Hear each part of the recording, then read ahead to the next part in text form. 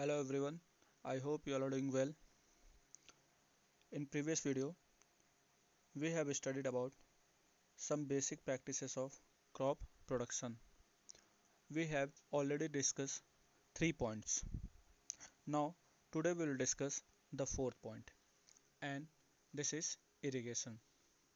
So, what is irrigation? The process of supplying water to the crops plant by means of canals, reservoirs, tube wells, or drip water system is termed as irrigation. Previous video में हम लोगों ने ये पढ़ लिया था कि बीज मतलब सीड की हम बुआई कैसे करते हैं। ठीक है, कल्टीवेशन प्रोसेस के बाद में हमने फिर पढ़ा था लेवलिंग, उसके बाद फिर हमने पढ़ा था मैन्योर को क्यों ऐड करते हैं और कैसे ऐड करते हैं। अब है कि जब सीडिंग हो जाती है, जब हम मतलब सोइंग कर देते हैं, उसके बाद क्रॉप को डिफरेंट डिफरेंट टाइम पीरियड्स पे वाटर की ज़रूरत होती है। क्लियर है? तो उसी वाटर की नेसेसिटी को पूरा करने के लिए हमें वाटर को सप्लाई करना पड़ता है और इसी प्रोसेस को हम बोलते हैं इरिगेशन। अब जिस तरीके से हम करेंगे, जैसे कई तरीका होता है पानी करने का। अगर छोटा लैंड है तो हम ट्यूबवेल से यूज़ कर सकते हैं। ठीक है, वाटर व्हील मैकेनिज़्म होता है, उससे कर सकते हैं। राहत मैकेनिज़्म होता है, उससे कर सकते हैं। कुआं, मतलब किसी भी तरीके से कर सकते हैं। ठीक है, तो पूरा का पूरा ये प्रोसेस है जो वाटर को डिफरेंट डिफरेंट टाइम पीरियड्स पे, फील्ड को डिफरेंट डिफरेंट टाइम पीरियड पे वाटर उनको देना, इसी प्रोसेस को हम बोलते हैं इरिगेशन। क्लियर है? और ये वाटर ज़रूरी क्यों होता है? देखो, जो सीड होते हैं, मतलब जो बीज, जो सीड होगा वो क्या होगा, उसको जर्मिनेट होने के लिए वाटर की ज़रूरत पड़ेगी। ठीक है, अगर प्लांट की बात करें तो प्लांट क्या करते हैं, वाटर से न्यूट्रिएंट, वाटर की मदद से क्या करेंगे, सॉइल से न्यूट्रिएंट को टेक करते हैं। ठीक है, उसके बाद अपने ग्रोथ के लिए उनकी ज़रूरत होती है और अपना जो खाना होता है वो बनाने के लिए उनको वाटर की ज़रूरत पड़ती है। क्लियर है? तो इसी सारी चीज़ों के लिए हमें डिफरेंट डिफरेंट टाइम पीरियड पे हमें वाटर देना होता है प्लांट्स को। ठीक है, क्योंकि अगर प्लांट को हेल्दली ग्रो करना है तो उसे अपने अंदर जब सॉइल है, ठीक है, मतलब सॉइल से उनको वाटर लेना होगा और मॉइस्चर को क्या करना होगा, मॉइस्चर को मेंटेन करना होगा। अगर सॉइल में मॉइस्चर नहीं रहेगा तो जो क्रॉप का प्रोडक्शन है वो डिक्रीज हो जाएगा। ठीक है, और हो सकता है कि क्रॉप ही डेड हो जाए। क्लियर है? तो इसी डिफरेंट प्रोसेस को हम क्या बोलते हैं, इरिगेशन। क्लियर है?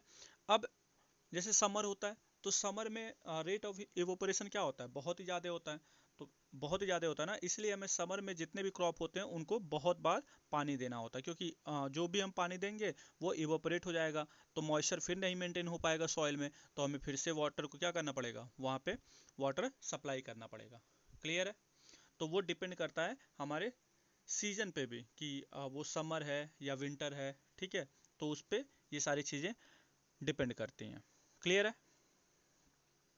और जो भी डिफरेंट डिफरेंट क्रॉप्स होते हैं उनको डिफरेंट अमाउंट ऑफ वाटर की ज़रूरत होती है। ठीक है, चलिए, तो ये था। अब हमें देखना होगा next point, source of irrigation. तो सोर्स ऑफ इरिगेशन क्या क्या हो सकता है? फर्स्ट सोर्स ऑफ इरिगेशन है wells, tubewells, ponds, lakes, river, dam and canals.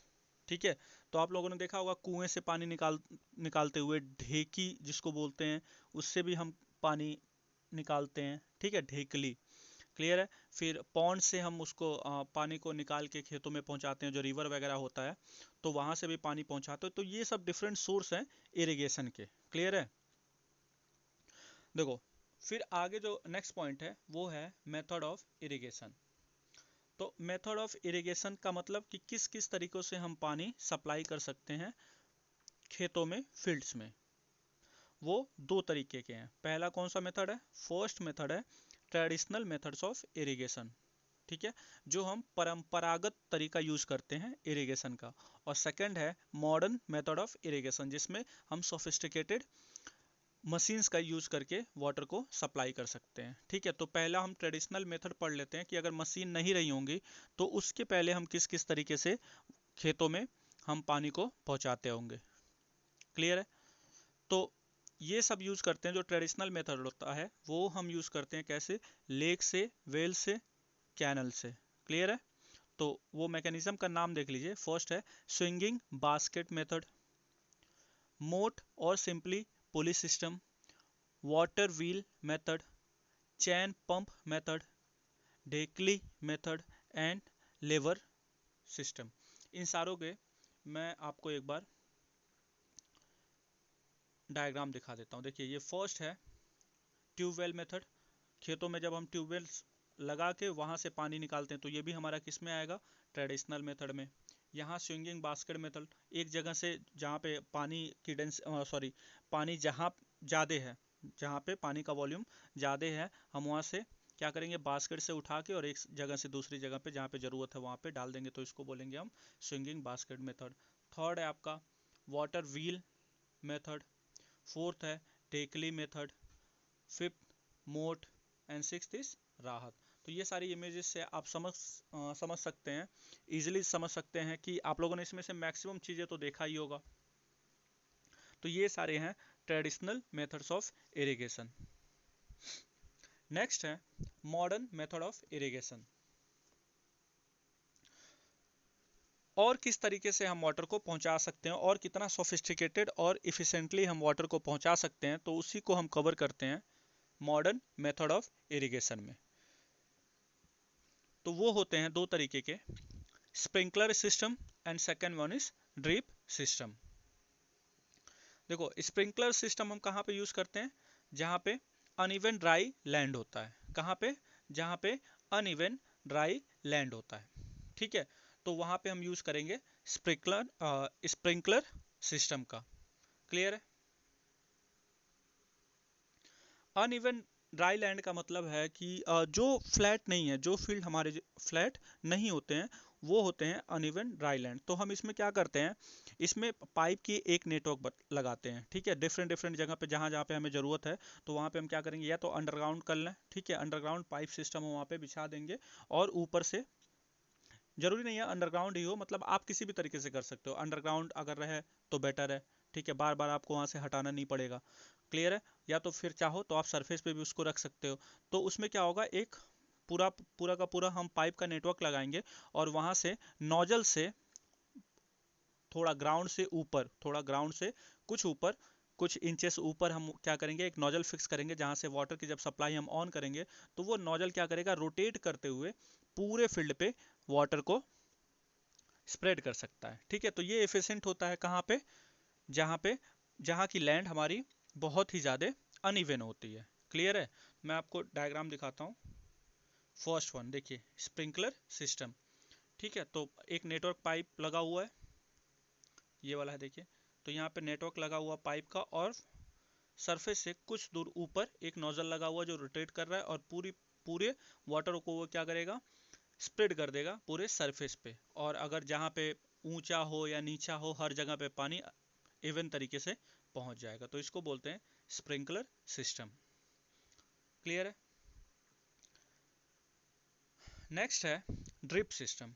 तो ड्रिप सिस्टम में एक्चुअली हम करते क्या है कि वाटर को हम ड्रॉप बाय ड्रॉप रिलीज करते हैं। कहाँ पे, near the root of the plants, जहाँ पे प्लांट की रूट होती है वहाँ पे हम उसको ड्रॉप बाय ड्रॉप वाटर देते हैं। अब इससे ये होगा कि जहाँ पे एक तो पानी की जहाँ पे कमी है तो वाटर को भी सेव करेगा, जहाँ पे पानी की कमी है वहाँ पे इस सिस्टम को इसीलिए यूज़ करते हैं, ज़्यादा पानी ना वेस्ट हो। ठीक है, और ये रूट में डायरेक्टली पेनिट्रेट कर देता है, मतलब रूट तक, एक्चुअली रूट तक पहुंच जाता है बहुत ही इफिशिएंटली। क्लियर है? तो इसके लिए भी ये बहुत ही ज़्यादा यूज होता है जहाँ पे वाटर डेफिसिट रीजन है, जहाँ पे वाटर की कमी है। ठीक है, और मैक्सिमम हम इसको यूज करते हैं फ्रूट एंड फ्लावर्स में। ठीक है, फ्रूट एंड फ्लावर्स वाले जो प्लांट्स होते हैं वहाँ पे हम इसको यूज करते हैं। क्लियर है? तो ये मेथड था हमारा ड्रिप सिस्टम, और इसके पहले हमने पढ़ा स्प्रिंकलर सिस्टम।